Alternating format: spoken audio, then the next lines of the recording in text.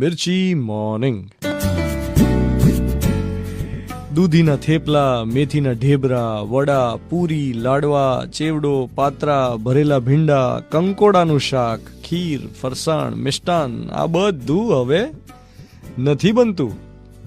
રાંધણ છઠના તહેવારમાં હવે પાણીપુરી, ભેળ, સેન્ડવિચ અને ફ્રૂટ સેલેડ કોલર ચડાવીને ફરે છે આ બધી વાનગીઓ. દૂધનો માવો હવે છે કોને ખાવો. હવે લાલાની જન્માષ્ટમીમાં કેક લાવો, કેક કટ કરાવો.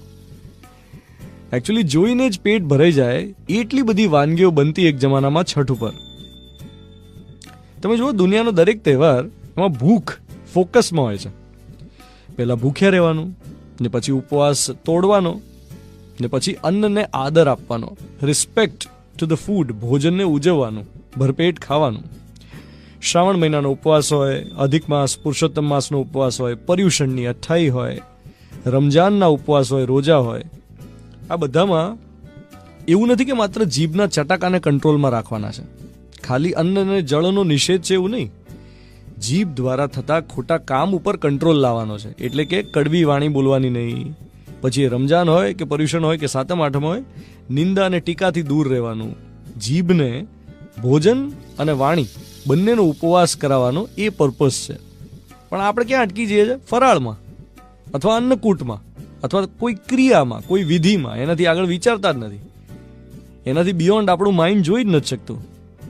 આપણે રિવાજોની પાછળનું, તહેવારોની પાછળનું લોજિક સમજવા માંગતા જ નથી.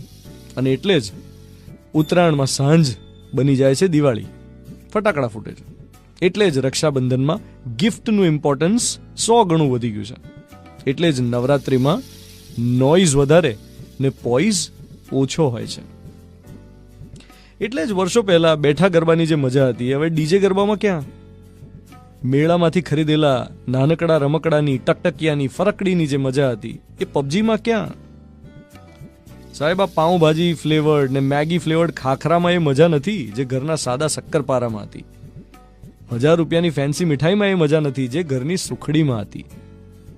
આજે બધું જ છે, પણ કંઈક ખૂટે છે. પહેલા બહુ ખૂટતું હતું, પણ મજાએ બહુ હતી. You are listening to Mirchi. હું છું ધ્વનિત, તમારી સાથે.